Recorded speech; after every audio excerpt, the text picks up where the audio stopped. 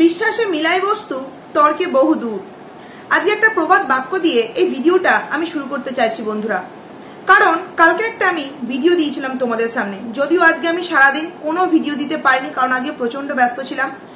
যাই একটু ব্যস্ততা কাটিয়ে উঠতে পেরেছি তোমাদের জন্য, কিন্তু একটা হলেও ভিডিও নিয়ে কিন্তু চলে এসেছি বন্ধুরা। তো বন্ধুদেরকে রিকোয়েস্ট করব ভিডিওটা নো স্কিপ করে পুরোটা দেখার জন্য। অনেক কিছু তোমাদের সাথে আজকের এই ভিডিওতে আলোচনা করার আছে, তোমাদের কাছ থেকে জানার আছে।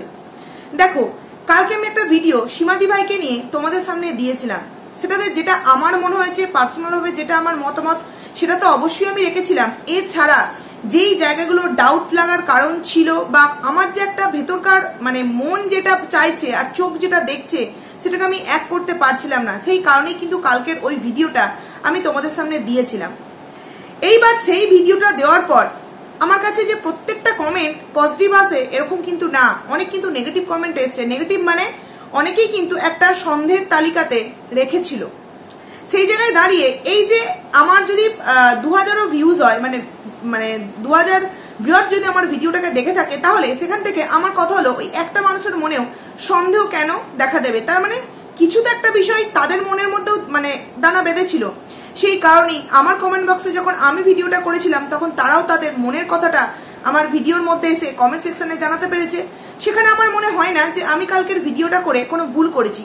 অ্যাজ এ কন্ট্রোভার্সি ক্রিয়েটার, যেটা আমার পার্সোনালভাবে মনে হয়েছে, এমনকি দালাল সেই বিষয়টাকে হালকা হিংস দিয়েছিল, সেই কারণেই কিন্তু আমি ভিডিওটা করেছিলাম। কিন্তু আমি ভিডিওটার মধ্যে বারংবার আমি বলেছি যে আমার মন যেটা বলছে আর চোখ যেটা দেখছে সেটাকে কিন্তু আমি এক করতে পারছি না। তাই তোমাদের কাছে আমি এই বিষয়টা সম্পর্কে মতামত জানতে চাইছি। সেখান থেকে দাঁড়িয়ে একটা দিদিভাই কালকে আমাকে কমেন্টস করেছে, অনেকেই তো কমেন্টস করেছিল, কিন্তু একটা দিদিভাই একটা অনেক বড় কমেন্টস করেছে। যদিও আমি কমেন্টসটা পুরো তোমাদের সামনে শোনাচ্ছি না, তবুও তার কথার মানে ছিল এই যে অনেক কিছু কারণের জন্য সীমাদি ভাই এগুলো করছে। হয়তো আমি সীমাদি ভাইকে এই এতদিনেও চিনে উঠতে পারিনি। তো আমার একটাই সেই দিদিভাইকে কথা হচ্ছে যে ওই যে বললাম বিশ্বাসে মিলাই বস্তু তর্কে বহুদূর।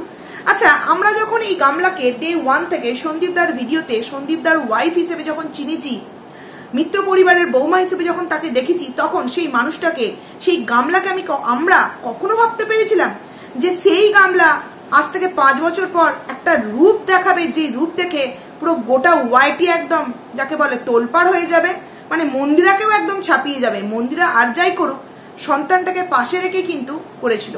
কিন্তু এখানে গামলা যা করছে সমস্ত কিছুর কিন্তু ঊর্ধ্বে গিয়ে করছে বন্ধুরা। তার মানে এটুকুনি তো আশা করছি আমরা বিশ্বাস করাতেই পারি আমার বন্ধুদেরকে আমি, যে কাকে চিনি কাকে চিনি না এটা কিন্তু জাস্ট আমাদের একটা কথার কথা, কিন্তু কে কখন কার রূপ কিভাবে পাল্টাবে এটা কিন্তু আমরাও বলতে পারি না। তারপর জলজান্ত প্রমাণ হচ্ছে কিন্তু গামলা বন্ধুরা।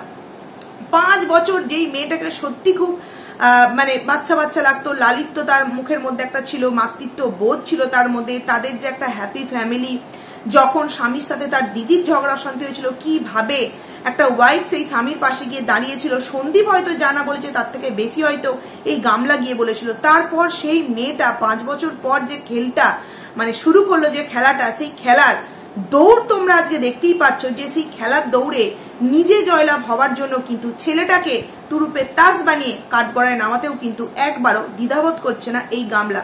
তাহলে কি করে তোমরা বলছো যে আমি নাকি সীমাদি ভাইকে চিনে উঠতে পারিনি? চিনে কিন্তু আমরা প্রত্যেকেই উঠেছি, বা জেনে আমরা প্রত্যেকেই উঠেছি, কিন্তু কার মন বা কার মুড কখন কোন দিকে চেঞ্জ হয় সেটা কি আমাদের কখনো জানা বোঝা মানে সম্ভব না উচিত? কার মাইন্ড কোন দিকে কখন একদম চেঞ্জ হয়ে যায় সেটা আমরা কি করে বলবো বলো তো? আমরা তো আর তাদের বাড়িতে ঘরে বসে নেই, তাই না? তো এটা তো একটা কথা বললাম, একটা কমেন্টসে রিপ্লাই, যেটা সত্যি আমার খারাপ লেগেছে, যে চিনে উঠতে পারেনি মানেটা কি? তাহলে 5 বছর যারা গামলার ভিডিও দেখলো, 2 লাখ ভিউয়ার্স, যদি সেখান থেকে 50,000ও ডেলি ভিউজ হয় সন্দীপদা, তাহলে 50,000 মানুষও তো সন্দীপদার মাকে, বাবাকে আর গামলাকে চিনে উঠতে পারেনি, তাই না? এটাই নিশ্চয়ই তোমরা বলতে, মানে সেই দিদিভাই আমাকে বোঝাতে চেয়েছে। যাই হোক, সেই কথাটা যদি বাদও দিই, তারপর আমাকে অনেকেই আমার ওই ভিডিওর পর অনেকেই কমেন্ট সেকশন আমাকে জানিয়েছে যে পায়েল দেখো, সীমাদি ভাই কিন্তু একটা ভিডিও করে অনেক কিছু ক্লিয়ার করে দিয়েছে। তো বিশ্বাস করো, তাদের কথা অনুযায়ী তো গেলাম, এমনিতেও যদিও বা দেখতাম। তো ভিডিওটা দেখার পর আমার একটা জিনিস এখনো ডাউট লেগেছে, যে দালাল ভিডিওটার স্টার্টিংটা করলো, তাই হয়তো আমাদের সীমাদি ভাই বলল যে গামলা সীমাদি ভাই গামলাকে ফোন করেনি, গামলা সীমাদি ভাইকে ফোন করেছিল। তাহলে এই কথাটাই বা কেন আমাদের কাছ থেকে লোকানো হয়েছিল? দেখো, আমি বারবারই বলছি, আমি সীমাদি ভাইকে কখনো কাঠগড়ায় দাঁড় করাবো না। কারণ যে মানুষটা সন্দীপদার পাশে ডে 1 থেকে, আমরা তো ভিডিও করে দাঁড়িয়েছি তাই না, যেই মানুষটা সন্দীপদার পাশে একদম সমস্ত জায়গায় কোনো ভয় ডর না পেয়ে গেছে, সেই মানুষটাকে আমি কখনোই খারাপ বলতে পারি না। কিন্তু আমি কন্ট্রোভার্সি ক্রিয়েটার, আমার যেখানে প্রশ্ন করার ইচ্ছা হবে, আমার যে জায়গায় ডাউট লাগবে, আমি তো সেখানে প্রশ্ন করতেই পারি, তাই না? এটা একটা নর্মাল বিষয়। আর আমার মনে হয় কন্ট্রোভার্সি ক্রিয়েটার হিসেবে এটা আমার জানার অধিকারও আছে যে সীমাদি ভাই কেন আগে থেকে সেই কথাটা জানালো না, কেন দালাল সেই কথাটাকে তুললো, তারপর সীমাদি ভাই গিয়ে সেই বিষয়টা নিয়ে মুখ খুললো যে আমি গামলাকে ফোন করে হাত জোর করে ক্ষমা চাইনি, আমাকে ফোন করা হয়েছিল। কে ফোন করেছিল? গামলা। যখন কথাটা বলছে না, আমি তখনই আমি অবাক হয়ে গেলাম যে যদি সত্যিই ফোন করে থাকে তাহলে সেটা কেন সীমাদি ভাই নিজে থেকে আমাদেরকে জানালো না? তার মানে নিশ্চয়ই এমন কিছু কথোপকথন হয়েছে যেটা সত্যি জানানোটা সীমাদি ভাই উচিত বলে মনে করেনি, বা হয়তো সময় মতো সেই বিষয়টা বা সেই কথোপকথনগুলো আমাদের সামনে রিভিল করবে, এটাও কিন্তু হতে পারে যে যখন প্রয়োজন পড়বে তখন দেবে। তো সেই জায়গায় দাঁড়িয়ে যে কথাগুলো শুনলাম, সীমাদি ভাই বলল যে গামলা নাকি সীমাদি ভাইকে ফোন করে বলেছে যে তোমার ভাই মানে সন্দীপ দাভাইকে যেন মিউচুয়াল ডিভোর্সটা দিয়ে দিতে বলা হয়, আর যদি মিউচুয়াল ডিভোর্সটা না দেওয়া হয় তাহলে যাতে নতুন করে সিঁদুর পরিয়ে তার বাড়িতে আবারও নিয়ে যাওয়া হয়।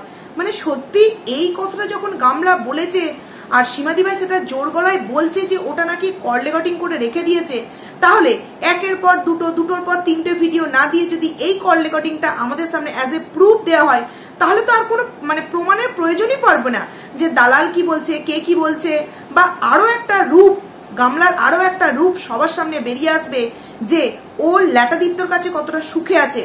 যেই মেয়েটা ল্যাটাদীপ্তর কাছে গিয়ে সুখে থাকবে, আনন্দে থাকবে, সে কখনো কি একটা এই কথাটা বলতে পারে যে নয় আমাকে মিউচুয়াল ডিভোর্স দিক আর নয় আমাকে বাড়িতে নিয়ে যাক?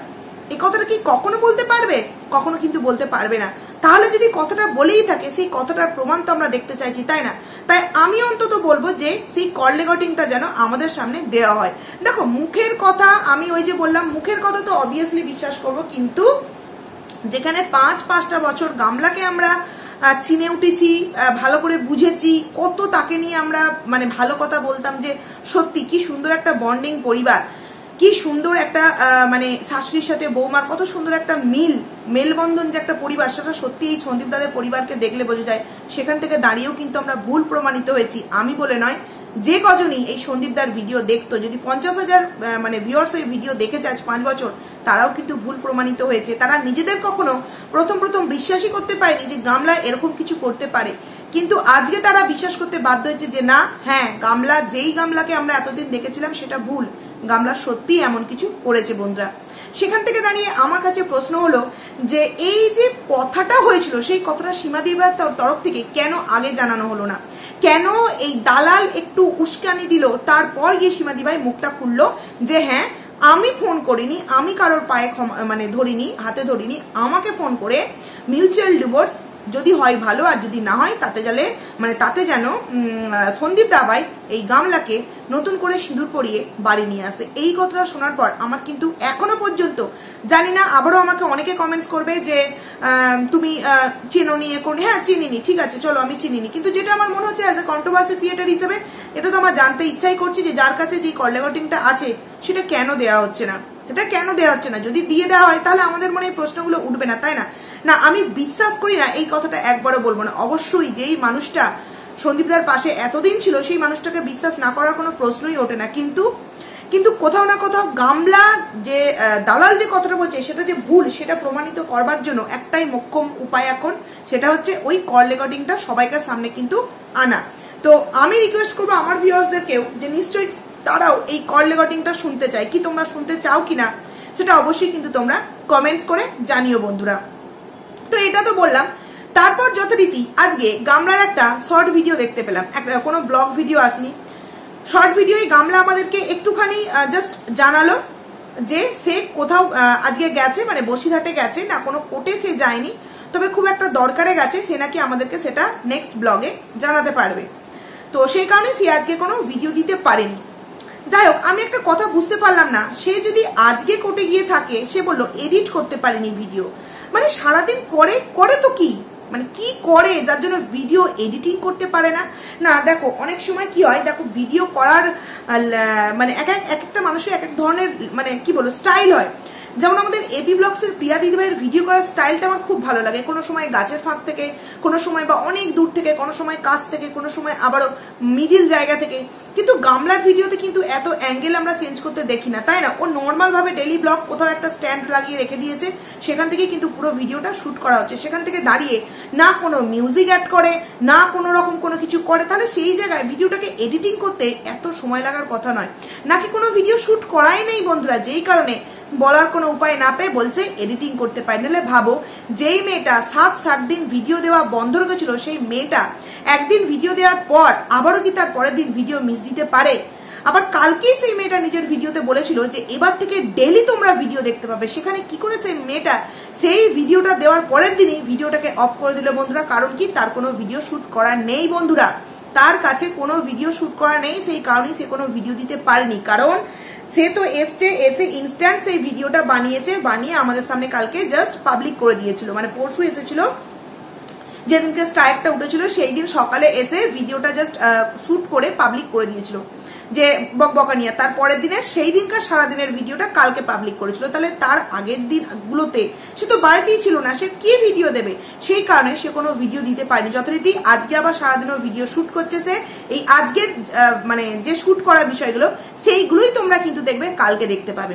দেখো নিও, তাহলেই তোমরা প্রমাণ হয়ে যাবে। ও যদি আজকের যে এই যে গেছে এই জিনিসগুলো যদি কালকের ভিডিওতে দেখায়, তাহলেই তোমরা প্রমাণ পেয়ে যাবে যে ও যে বললো এডিট করা হয়নি। এডিট কি করবে? ভিডিও শ্যুট করা থাকলে তবে তো তুমি এডিট করবে। ওর তো ভিডিও শ্যুট করাই নেই। আজকের দিনে যে ভিডিওগুলো হবে সেইগুলোই ও মানে ভিডিও করে তারপর আজকে রাত্রে এডিট করে যথারীতি কালকে দেবে। মানে আগের দিনগুলো তো ও ছিল ওই ওখানে রস খেতে, তাহলে সে কি করে ভিডিওটা দেবে? এবার ব্যাপার হলো ও কোথায় গেছে। দেখো, কোথায় গেছে বলতে আমি যেটুকুনি দালালের ভিডিও থেকে হিংস পেলাম সেইটুকুনি আমি তোমাদেরকে বলতে পারি যে ও দালাল একটা ছোটখাটো কথা বলছিল, মানে হালকা বোঝা গেল যে আমাদের কাউকে নাকি ছাড়বে না। আর কোথায় গেছে? বসিরহাট। তো আমার মনে হলো যে এই বসিরহাটে সাইবার ক্রাইম অফিসে নিশ্চয়ই আমাদের মতো কন্ট্রোভার্সি ক্রিয়েটাররা যারা এই গামলার পরিবার এবং গামলাকে নিয়ে মানে অনেক বাজে মন্দ কথা বলছি, তাদের নামে কি রিপোর্ট জমা দিতে গেছে। সাইবার ক্রাইম অফিসে কি হয় আমার ঠিক জানা নেই, রিপোর্ট জমা দিতে গেছে। তো সেই কারণেই সে হয়তো বাবাকে নিয়ে গেছে। কারণ দেখো, নর্মাল কোনো কাজ হলে মাকে নিয়ে যেতেও তো পারতো, তাই না? কিন্তু মাকে নিয়ে যায়নি, বৌদিকে নিয়ে যায়নি, বাবাকে নিয়ে গেছে। মানে কোনো এই ধরনেরই কোনো বিষয় আছে। মানে কোর্টের কাজ না হলেও এই সাইবার ক্রাইম অফিসে যাওয়া, সেখানে গিয়ে আমাদের মতো কিছু কন্ট্রোভার্সি ক্রিয়েটাররা যারা নাকি গামলাকে নিয়ে ভিডিও করি, তাদের বিরুদ্ধে রিপোর্ট জানাবার জন্য বা স্টেপ নেওয়ার জন্য সাইবার ক্রাইম অফিসে গেছে। তো ঠিক আছে, আমরা তো কারোর নাম নিয়ে তো কোনো ভিডিও টিডিও করি, তারপরে দেখতে চাই যে কি অ্যাকচুয়ালি বিষয়টা কি হচ্ছে, আমাদেরও জানার ইচ্ছা হয়। তবে এটা আমার সন্দেহ, তোমরা পাকাপুক্ত একটা কোনো কথা বলে মনে করে নিয়ে না। এটা আমার মনে হলো যে দালাল যেভাবে এইভাবে বলছিল না যে সমস্ত কন্ট্রোভার্সি ক্রিয়েটারকে দেখে নেবে, সেই জন্যই মানে এরকম কিছু একটা বলছিল। তো এটা কিন্তু হতে পারে যে তোমার ইয়েতে গেছে, সাইবার ক্রাইম অফিসে গেছে। আর বসিরহাট বললো বলে কথাটা আমার আরো মনে হলো জানো, যে বসিরহাটই তো সাইবার ক্রাইম অফিস, তো সেখানে নিশ্চয়ই তাহলে গেছে বন্ধুরা।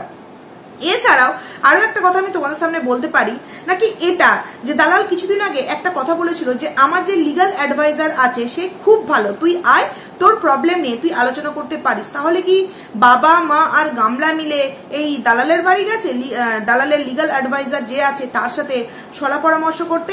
আমার মনে হচ্ছে যে এটা হওয়ার থেকে বেশি চান্স সাইবার ক্রাইম অফিসে গিয়ে আমাদের মতো কন্ট্রোভার্সি ক্রিয়েটারদেরকে নিয়ে কিছু একটা স্টেপ নেওয়ার জন্য গেছে বন্ধুরা। ভাবো একবার, যদি এই তরফ থেকে আমাদের ওপর মুখ বন্ধ করবার জন্য সাইবার ক্রাইম অফিসে যাওয়া হয়ে থাকে, তাহলে সন্দীপদাকে নিয়েও তো কম নেগেটিভ কথা বলা হয়নি। সন্দীপদার মায়ের গর্ভটাকে পর্যন্ত কুলাঙ্গার, নর্দমা, ড্রেন, কত কিছু, মা খুনি, মা তার সন্তানকে আগুনে ড্যাশ করে মেরে ফেলতে চেয়েছে, এরকম অনেক কথা তো ওই তরফ থেকে এসেছে। তাহলে নিশ্চয়ই সন্দীপদাও সাইবার ক্রাইম অফিসে যেতে বাধ্য হবে ওই তরফের কন্ট্রোভার্সি ক্রিয়েটারদের জন্য, তাই না? মানে বিষয়টা তো দুয়ে দিয়ে তবেই চার হবে, নাহলে কি করে হবে? একদিক সবাইকে স্ট্রাইকের পর স্ট্রাইক দিয়ে যাবে, আর একদিক কি চুপচাপ বসে থাকবে? এটা কি কখনো হয় নাকি, তাই না? তো সেই দিক দিয়ে দেখো, একটা কথা বারবার বলা হয় যে আরজ ভাই স্ল্যাং ল্যাঙ্গুয়েজ ইউজ করেছিল বলে আরস ভাইকে স্ট্রাইক দেওয়া হয়েছিল, কিন্তু আমি আমার ভিডিওতে আজও পর্যন্ত কোনো স্ল্যাং দিইনি, তাহলে আমাকে কেন স্ট্রাইকটা দেওয়া হয়েছে? সেই উত্তর কি এই গামলা দিতে পারবে? আমি তো যেটা মানে দেখেছিলাম সেটা বলেছিলাম আর গোপন সূত্রের খবর বলেছিলাম, কিন্তু কারোর নামটা নিয়ে কোনো স্ল্যাং দিয়ে তো বলিনি। তাহলে আমাকে কেন স্ট্রাইকটা দেওয়া হয়েছিল? কারণ কি সত্যগুলো আমার ভিডিও থেকে বেরিয়ে আসছিল, তাই ওর সত্যগুলো, গামলার সত্যগুলো, ফোগলার সত্যগুলো আমার ভিডিও থেকে বেরিয়ে আসছিল, তাই সহ্য করতে না পেরে কিন্তু আমাকে বিনা কারণে তারই একটা ভিডিওকে আমি পজিটিভ হিসেবে যখন ডাউনলোড করে দিয়েছিলাম সেই ভিডিওটাতেই কিন্তু স্ট্রাইক এই গামলা দিয়ে দিয়েছিল বন্ধুরা। কারণ কোনো রকম কোনো স্ট্রাইক দেওয়ার কারণ ছিল না, কোনো স্ল্যাং ক্ল্যাং কিছুই ইউজ করিনি, তারপরেও কিন্তু আমাকে স্ট্রাইক দেওয়া হয়েছিল। তো সেখান থেকে দাঁড়িয়ে আমি একটা কথাই বলতে চাইছি যে অবশ্যই সীমাদি ভাইকে আমি বিশ্বাস করি, আমার মনও কখনোই মানতে চায় না যে সে এই গামলার কাছে ক্ষমা চাইবে। কিন্তু প্রশ্ন হচ্ছে যেখানে দালাল কথাটা তুলেছে সেখানে আমার হাতে যেহেতু প্রুফ আছে, আমি কাউকে মুখ দিয়ে বলে বোঝাবার চেয়ে আমি আমার প্রুফটা বন্ধুদের সামনে রেখে দিলাম যে দেখো এই সেই কল রেকর্ডিং, সেই কল রেকর্ডিংটা তোমরা নিজেরাই শুনে নাও যে আমি গামলার কাছে ক্ষমা চেয়েছি না গামলা আমার কাছে বলেছে যে তোমার ভাইকে বলো যে মিউচুয়াল ডিভোর্স দিতে, আর যদি না ডিভোর্স দিতে পারে তাহলে আমাকে যাতে আবারও সিঁদুর পরিয়ে ওই বাড়িতে সসম্মানে নিয়ে যাও। নাকি এই ফোন করাকরি বিষয়টা ঘটেইনি, দালাল বলেছে, এদিকে সীমাদি ভাই উল্টে ওকে বোঝাবার জন্য বলে দিয়েছে যে হ্যাঁ আমার কাছে কল রেকর্ডিং আছে। কারণ কি এরকম একটা কমেন্টস আমি দেখতে পেলাম যে হয়তো দালাল মিথ্যে কথা দিয়ে ভিডিওটাকে যা সাজিয়েছে সেখানে দালালের ভিডিওটাকে মানে বলার উত্তর হিসেবে সীমাদি ভাই বলে দিয়েছে যে হ্যাঁ আমার কাছে কল রেকর্ডিং আছে। আদেও কোনো ফোন করাকরি কিছু হয়নি, কারণ গামলা তো এই বিষয়ে কিছুই বলছে না বন্ধুরা। যদিও গামলা অনেক কিছু বিষয়ে অনেক কিছু এড়িয়ে যায়, যেটা ওর মনে হয় যে বলবো সেটাই বলে। কারণ এই যে বাসের ভিডিও ক্লিপ, এই যে ওড়না দেওয়া, স্টল দেওয়া, মুদির দোকানে দাঁড়িয়ে থাকা, এগুলো নিয়েও কিছুই ক্লারিফিকেশন দিল না। কিন্তু হঠাৎ করে হ্যাঁ একটা বিষয় নিয়ে ক্লারিফিকেশন দিতে বসে গেল, সেটা হচ্ছে এই যে চুল্লুখোর, এটা নিয়ে কিন্তু বসে গেল। কিন্তু এই যে বাসে বেড়াতে যাওয়ার ভিডিও বা আদার যে সমস্ত আমরা বলি হ্যাঁ নিউ মার্কেটে খেতে যাওয়া, এইগুলো নিয়ে কিন্তু কোনোদিনও এই গামলার ক্লারিফিকেশন দেওয়ার প্রয়োজন হয় না বন্ধুরা। তো আমার কথা হলো, আমার ভিউয়ার্সদেরকে আমি একটা কথাই বলতে চাই যে তোমরাও কি চাও যে সীমাদি ভাইয়ের কাছে যদি কোনো কল রেকর্ডিং থেকে থাকে সেটা যেন আমাদের সামনে দেওয়া। আমার তো এটা পার্সোনাল মতামত যে কল রেকর্ডিংটা দিয়ে দিলে তাহলে তোমার সীমাদি ভাইকে সন্দেহের আওতায় তো রইলই না, আর দালালের আরো একটা নগণ্য জঘন্য রূপ বেরিয়ে আসবে যে ও যে কথাটাকে সীমাদি ভাইয়ের ঘাড়ের উপর দিয়ে চাপাতে চাইলো, একটা নির্দোষ মানুষকে যেভাবে সবার সামনে দোষী প্রমাণিত করতে চাইলো, সেই যে বিষয়টা সেটা সবার সামনে খোলাসা হবে যে কে অ্যাকচুয়াল বদমাইশিগিরি করছে এখানে, সমস্ত কিছুটা কিন্তু ক্লিয়ার হবে। এই কারণে আমার মনে হলো এই ভিডিওটা আমার করা প্রয়োজন। তো আমি রিকোয়েস্ট করবো সীমাদি ভাইকে, যদি তোমার কাছে কল রেকর্ডিং থেকে থাকে তো প্লিজ তুমি সেটা শুনিয়ে দাও। কারণ বিশ্বাস তো অবভিয়াসলি করি যে আমরা তো ভিডিও মুখে করেছি, তুমি পাশ থেকে দাঁড়িয়ে, কিন্তু সব থেকে বড় কথা হলো যে এই দালালের মুখে ঝামা ঘষার জন্য তোমার কাছে এই বিশাল বড় একটা কি বলো প্রমাণ আছে কল রেকর্ডিং, সেটা তুমি কেন দিচ্ছ না? তুমি দিয়ে দাও। কারণ কোথাও না কোথাও আমার এই কথাটা ডাউট লাগছে যে কথা বলা হয়েছে এটা কেন দালাল মারফত আমরা জানতে পারবো, কেন সীমাদি ভাই সেটা আমাদেরকে জানায়নি? এর পেছনেও কি কোনো রিজন আছে? যাই হোক, চলো ভিডিওটাকে আমি এখানেই এন্ড করছি। খুব তাড়াতাড়ি তোমাদের সামনে নতুন একটা ভিডিও নিয়ে দেখা করছি, ততক্ষণে যেন তোমরা কিন্তু খুব ভালো থাকো। তো চলো।